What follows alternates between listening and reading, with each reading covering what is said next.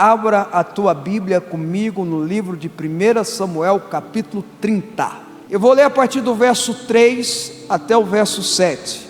A palavra de Deus diz o seguinte: ao chegarem a Ziclac era uma cidade pequena, Davi e seus soldados encontraram a cidade destruída pelo fogo e viram que suas mulheres, seus filhos, suas filhas tinham sido levados como prisioneiros pelos amalequitas. Então Davi e seus soldados choraram em alta voz até não terem mais força. As duas esposas de Davi também tinham sido levadas, Aionã de Jezreel e Abigail de Carmelo, a que foram mulher de Nabal. Davi ficou profundamente angustiado, pois os homens falaram em apedrejá-lo. Todos estavam amargurados por causa de seus filhos e de suas filhas. Davi, porém, fortaleceu-se no Senhor, o seu Deus. Então Davi disse ao sacerdote Abiatar, filho de Aimeleque: traga-me o colete sacerdotal. E Abiatar o trouxe a Davi. Glória a Deus pela palavra de Deus. Você pode dizer isso comigo? Glória a Deus pela palavra de Deus. Amém? A Bíblia conta aqui um momento decisivo da história de Davi, porque nesse momento, dessa batalha que Davi tinha ido, e o povo dos filisteus liberaram ele de batalhar, foi a batalha que Saul morreu, que os filhos de Saul morreram. Logo depois, portanto, Davi se tornaria rei, primeiro de Judá, depois de Israel. Davi ia viver o momento principal da sua vida. O propósito de Deus na vida de Davi ia se cumprir. Davi se tornaria rei. Deus ungiu Davi ainda quando ele tinha 14 para 15 anos de idade, diante dos seus irmãos, diante do profeta, diante do seu pai, que ia se tornar rei. Davi vivia debaixo da palavra, que Deus ia tirar ele de trás das malhadas para colocar na frente do rebanho. Esse era o projeto de Deus para a vida de Davi, esse era o propósito de Deus para a vida de Davi, estava prestes a concretizar. Vocês estão entendendo onde que eu quero chegar? Posso ir mais fundo? Amém? Posso subir o nível? Amém? Davi estava para viver esse propósito, o projeto, a hora marcada por Deus, aquele momento que ele foi preparado, que ele foi instruído. E acontece isso. Ele vai para uma batalha, porque ele ainda estava vivendo entre os filisteus, estava servindo os filisteus, e os filisteus convocam todos os exércitos. Os filisteus eram 5 povos, eles convocam todos os exércitos, inclusive Davi, que prestava serviço para eles, para fazer uma batalha contra Saul. Eu até acredito que Davi não queria muito ir, mas enfim, foi convocado, não tinha outro jeito. Morava em Ziclac, Ziclac pertencia aos filisteus, não pertenciam nessa época a Judá, a Israel. E Davi vai para essa batalha. Quando ele volta dessa batalha, chega na batalha, os príncipes dos filisteus liberam eles e dizem: olha, nós não queremos Davi aqui, porque Davi pode se voltar contra nós. Nós não queremos que Davi se volte contra nós. E há estudiosos que entendem que havia essa intenção por parte de Davi, se voltar contra os filisteus, e assim, quem sabe, conquistar o coração dos israelitas. Mas isso não aconteceu. Davi volta para a sua cidadezinha, Ziclac, onde ele governava, era o começo do governo dele, era aquela cidade. E ao chegar lá, eles e seus homens encontraram a cidade toda queimada, toda destruída. E o que é pior, os seus filhos, as suas esposas, tinham sido levadas como escravos.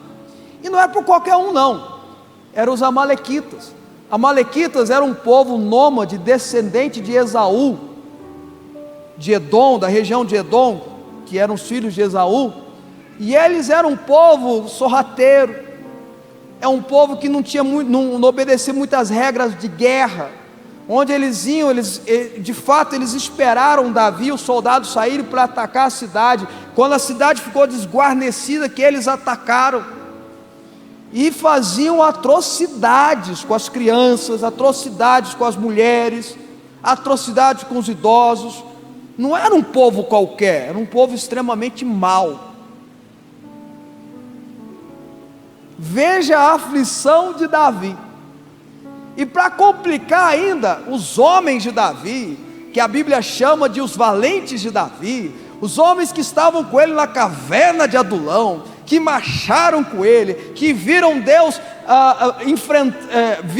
ungí-lo rei para o povo quando ele enfrentou Golias, que aquilo foi uma unção de Deus na vida dele, fazendo dele guerreiro. Viu o quanto que ele vencia as batalhas que Deus dava a ele, viu o quanto que Davi era um homem temente e obediente a Deus, viram o quanto que Davi tinha um contato direto, porque a Bíblia diz que ele era um homem segundo o coração de Deus. Agora queria apedrejá-lo.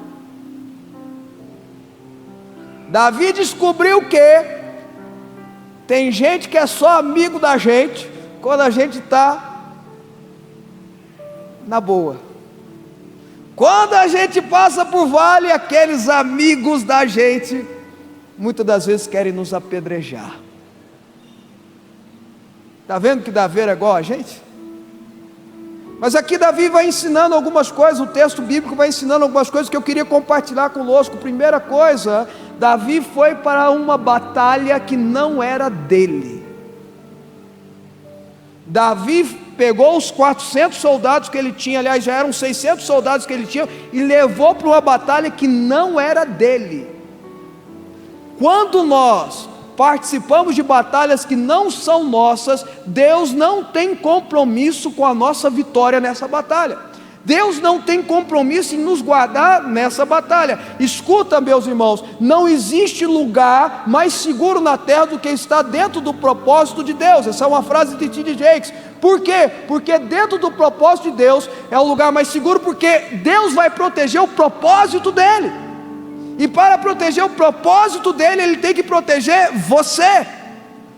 A Bíblia diz que todas as coisas cooperam para o bem daqueles que amam a Deus, e a gente para o versículo nessa metade, não tem a continuação. É segundo, que são chamados segundo o seu propósito. As coisas cooperam para o bem daqueles que amam a Deus, mas tem que estar segundo o propósito de Deus. Se não tiver segundo o propósito de Deus, as coisas não cooperam para o nosso bem. Quem está me entendendo? Quando eu vou para uma batalha que não é minha, quando eu entro numa guerra que não é minha, Deus não tem compromisso em me dar vitória. Davi foi para uma batalha que não era dele. Deixa eu dar uma palavra de Deus para você: não entre em batalhas que não são suas. Você já tem batalha demais para enfrentar, você já tem guerras demais para enfrentar, você já tem leões demais para enfrentar dia a dia. Não pegue leão dos outros. Vocês estão entendendo, irmãos? Davi foi para uma batalha que não era dele, e toda vez na Bíblia que alguém entra numa batalha que não era para ele, não dá certo. E Davi chega, suas mulheres foram levadas, seus filhos foram levados, e a Bíblia diz que o coração dele se encheu de amargura. Davi ficou ruim, irmãos. Ficou triste, ficou amargurado. É lógico, cheguei na minha cidade, minha casa está queimada, meus filhos foram sequestrados, minha esposa foi sequestrada. Eu entro em desespero. Talvez você está aqui hoje, não aconteceu literalmente isso, mas talvez as drogas, ou o vício, a bebida sequestrou seus filhos, ou o mundo sequestrou o coração dos seus filhos, ou sequestrou a sua esposa, o seu cônjuge, de alguma forma, te tirou do convívio familiar, te tirou do convívio de Deus, e isso te causa amargura. Existem amalequitas espirituais que nos causam amargura, tiram as coisas de nós, e muitas das vezes o que ele tira está lá do nosso lado.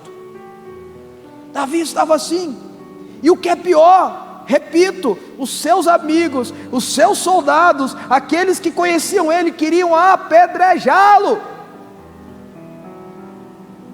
mas não eram todos que queriam apedrejá-lo. Davi não podia contar com aquela turma, mas podia contar com uma pessoa em especial. A Bíblia diz que entre aqueles homens tinha um chamado Abiatar, filho de Eimeleque. Eimeleque era o sumo sacerdote assassinado por Saul, junto com os demais sacerdotes que estavam trabalhando no Senhor. Só Abiatar conseguiu sobreviver. E ele vai na direção de Davi, levando a estola sacerdotal. A estola sacerdotal era as vestes que o sacerdote tinha que vestir para falar com Deus, para consultar a Deus. Quem está me entendendo? Quando Abiatar chega em Davi, ele leva a estola sacerdotal e Davi diz: agora tu vai andar comigo, você vai andar do meu lado. Não sei se foi o caso de Abiatar ter sofrido na vida também, não sei o motivo, mas nesse momento Davi não podia contar com seus valentes, Davi não podia contar com Joabe, Davi não podia contar com aqueles que estavam ombreando com ele, mas podia contar com Abiatar, que estava com a estola sacerdotal. Então ele chama Abiatar e diz assim: traga a estola, e ele traz a estola, e os dois começam a buscar o Senhor, uma direção do Senhor. Quem está me entendendo o que eu estou dizendo, irmãos? Pode até que ser que na tua vida você não está tendo muita gente para contar, mas eu te digo, tem gente com estola sacerdotal do teu lado. Posso subir de nível? Quando Deus chama Moisés para a obra, Êxodo 3, Êxodo 4, que ele convoca Moisés para a obra, a Bíblia diz que Moisés conversa com Deus e dá 5 desculpas. E na 5ª desculpa, Moisés fala para Deus o seguinte: Deus, levanta outro. Talvez estava cansado, já era um idoso, já tinha tentado com as mãos, já estava lá cuidando das ovelhas, já ia herdar mesmo o que era do sogro, já estava feliz. Deus manda outro. E a Bíblia diz que Deus, porque, repito, foi 5 conversas. Começou ele dizendo: quem sou eu? Depois dizendo: quem é o Senhor? E Deus sempre respondendo para ele. E uma hora Moisés fala: eu sou gago. E Deus fala assim: mas eu que criei a boca. É um diálogo interessante. Por fim Moisés fala: Deus, envia outro. A resposta de Deus, depois que Deus fica bravo com Moisés, Deus se ira com Moisés. Deixa eu dizer algo para você, meu irmão: a misericórdia de Deus dura para sempre, a paciência não. Vou repetir: a misericórdia de Deus, a Bíblia é clara, a misericórdia de Deus dura para sempre. Glória a Deus por isso. Ela se renova a cada manhã. Glória a Deus por isso. Mas a paciência, ela é grande, mas não. Deus, a Bíblia fala que ele se ira com Moisés, e a resposta de Deus para Moisés, preste atenção: seu irmão Arão está vindo para te ajudar. E Deus estava bravo mesmo, que ele fala a Moisés, e eu sei que ele fala bem, negado. Quem é Arão? Arão é o primeiro sumo sacerdote. Arão é aquele que é ungido como sacerdote para oficializar Deus ao povo e o povo a Deus. Qualquer pregador, qualquer pastor que hoje é sacerdote é em tese discípulo de Arão. Ele vem da linhagem levítica de Arão. Vocês estão me entendendo ou não? Então, quando Moisés é levado a cumprir o propósito dele, Deus manda Arão andar com ele. Deus manda a igreja andar com ele. Vocês estão entendendo, irmãos? Então veja, Davi não podia contar com ninguém, mas podia contar com o sacerdote que estava com a estola sacerdotal. Davi podia contar com a igreja. Qualquer um de nós que recebemos uma unção, de fato temos um chamado ministerial, e recebemos uma unção para ser sacerdote, somos da linhagem levítica de Arão. Então escuta, meu irmão, o pastor que representa a igreja está do seu lado para te abençoar. Você não está sozinho, Arão está com você, você não está sozinho, Abiatar está com você, a igreja está com você.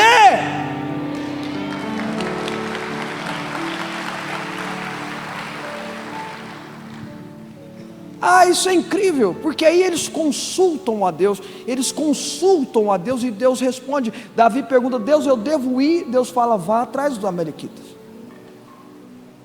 E Davi pega os seus soldados, 600 soldados, e vão na direção dos amalequitas. Eles não sabiam onde eles estavam, era um povo nômade que viviam. Imagino que eles foram na direção de Edom.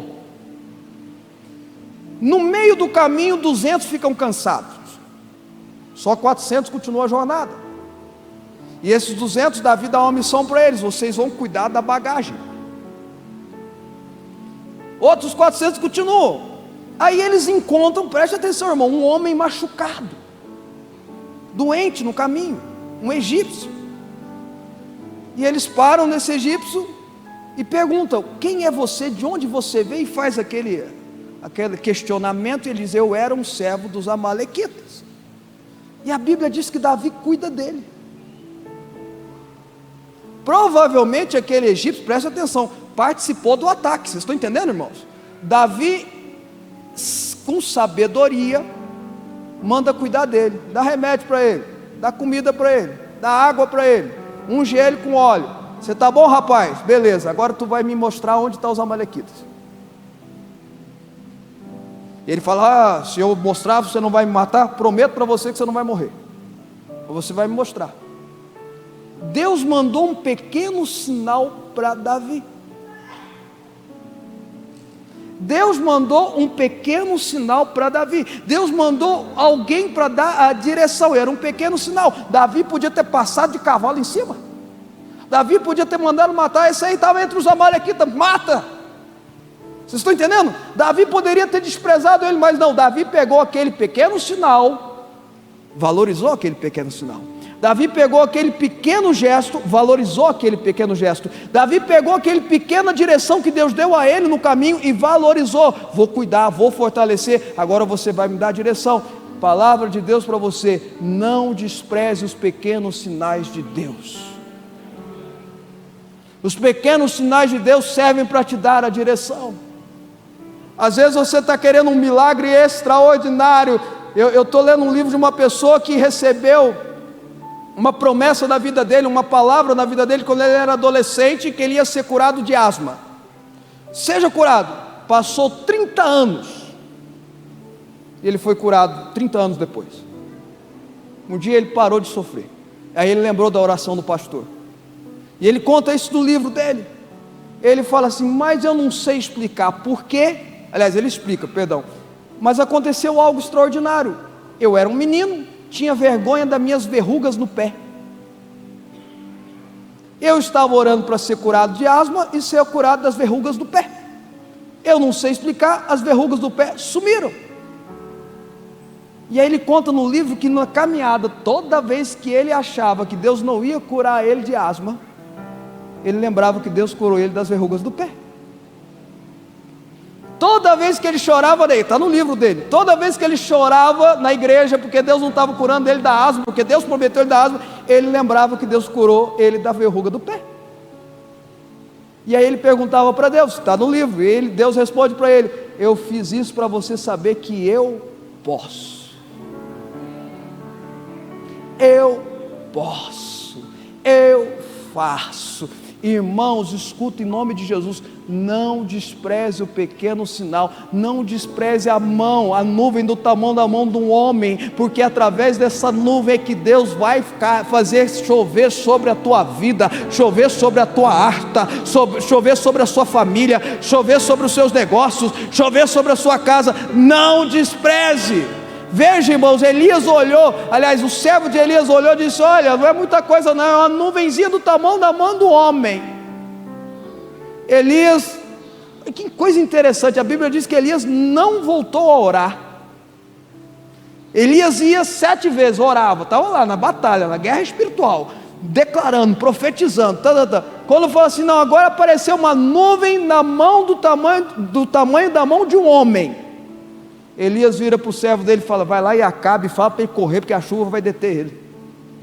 Aquela nuvem gerou a fé que Elias precisava para que acontecesse a chuva.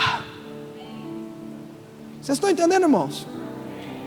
E o servo de Davi levou Davi, o servo egípcio, perdão, levou Davi aonde estavam os amalequitas. E a Bíblia diz que Davi chega e resgata todo mundo, destrói os amalequitas, enfim, resgata todo mundo, e Deus restitui do jeito dele. Não é apenas aquilo que era de Davi. A Bíblia diz que Davi aumenta o rebanho, aumenta com as riquezas, com aquele despojo todo. Mas eu queria que você transportasse, nesses minutinhos finais que eu tenho, transportasse agora a sua cabeça comigo e pensasse como as mulheres dos soldados de Davi, que pensasse como as crianças que estavam no poder dos amalequitas. Os amalequitas inclusive abusavam de mulheres. Imagina você na situação das pessoas, dos idosos, dos homens idosos que foram levados, das crianças e das mulheres, todos amarrados, presos de alguma forma, amarrados dos seus braços, suas pernas, sendo usados como escravos.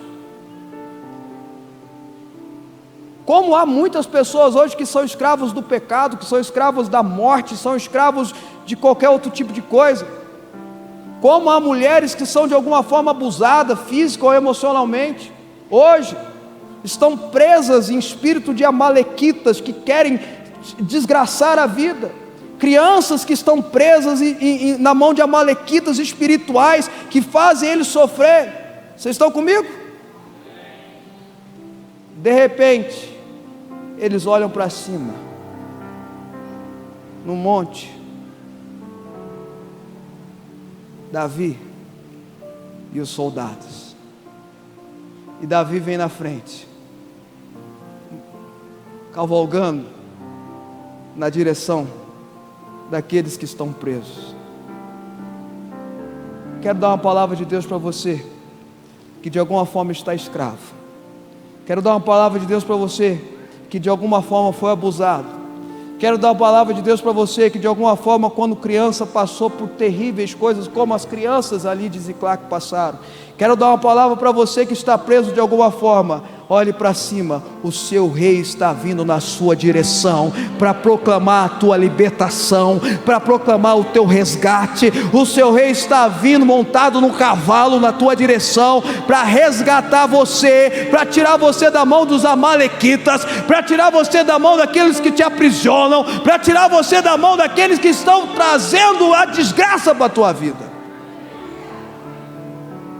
Eu fico imaginando eles lá embaixo, pensando, meu Deus, e agora? E eles olham para cima, o rei, Fábio, você não está viajando? Não, meu irmão, eu não estou viajando, porque Davi também é uma figura de Cristo Jesus. Jesus é filho de Davi, é um dos nomes que ele aparece na Bíblia. É assim que é testificado aos judeus que ele é o Messias, ele é da casa de Davi. Jesus está vindo na sua direção, sim, o seu rei está vindo na sua direção, sim, e não há amalequita que possa resistir à ação de Jesus na tua vida.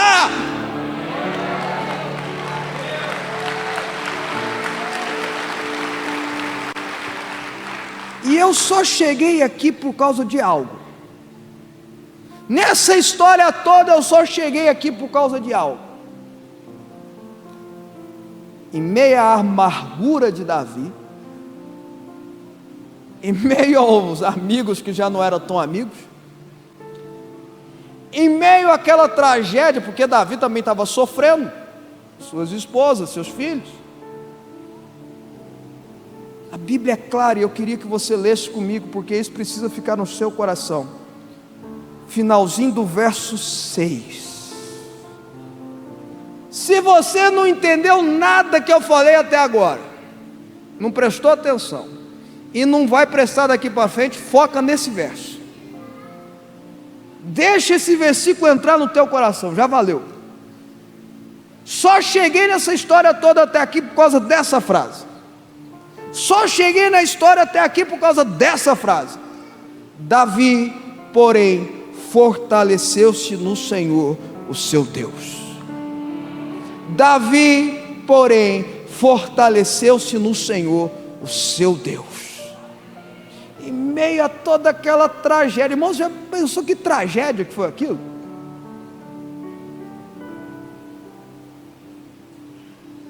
Fico pensando que Davi deve ter, ele estava se condenando, né? Se eu não tivesse saído daqui, isso não tinha acontecido. Quantos de nós pais, ou quantos pais, quando vê um filho se perder, pensa que a culpa é dele, se automartíria, se autocondena. Pensa, Davi estava assim. Vocês estão entendendo, irmãos? E mesmo em meio, agora escuta, essa é a mensagem, e mesmo em meio àquela amargura, aquela situação toda que Davi estava vivendo, só tinha uma pessoa que podia contar naquele momento, era Abiatar. Ele se fortaleceu, e outras traduções falam, ele se reanimou no Senhor. A fonte, a sua fonte é Deus. Se fortaleça no Senhor. Se fortaleça no Senhor. Eu estou amargurado, me fortaleço no Senhor. Minha família está perdida, eu me fortaleço no Senhor. A tristeza está me pegando, eu me fortaleço no Senhor. A doença bateu na minha porta, eu me fortaleço no Senhor. Eu perdi um ente querido, eu estou desesperado, eu me fortaleço no Senhor. Eu perdi dinheiro, estou ficando desempregado, eu me fortaleço no Senhor. Eu perdi tudo, eu me fortaleço no Senhor. E eu vou além, está tudo dando certo, está tudo de boa, a minha família está bem, eu estou próspero, eu estou rico, eu estou cheio de saúde, eu preciso me fortalecer no Senhor. A importância real das coisas é essa, o que vale a pena na vida é isso, a única coisa que vai te autossustentar é isso, Deus. O eu sou. Homem, esposa, gente, eu falei isso aqui, sou casado há 18 anos com uma mulher maravilhosa, minha companheira, minha guerreira, mais forte do que eu, tenho filhos maravilhosos, sensacionais, extraordinários, obedientes, mas eles não conseguem me completar, eles nunca vão me completar, como eu nunca vou completar eles. Se eu colocar meu foco inteiro no amor deles, o complemento do meu coração, eu vou ser um homem frustrado para o resto da vida. Da mesma forma se você procurar numa esposa, ou num marido, num homem, ou numa mulher, num namorado ou uma namorada, se completar, você vai ser uma pessoa frustrada. Se você procurar na riqueza, no dinheiro, você vai ser uma pessoa frustrada. Mas vou estar em Dubai, mas vai ser frustrado. E não adianta fazer uma viagem para um lugar maravilhoso, encantador, frustrado, você não aproveita. Mas e meus diplomas, eu tenho diploma disso, irmão, eu tenho 3 diplomas de curso superior, sabe o que isso quer dizer? Nada.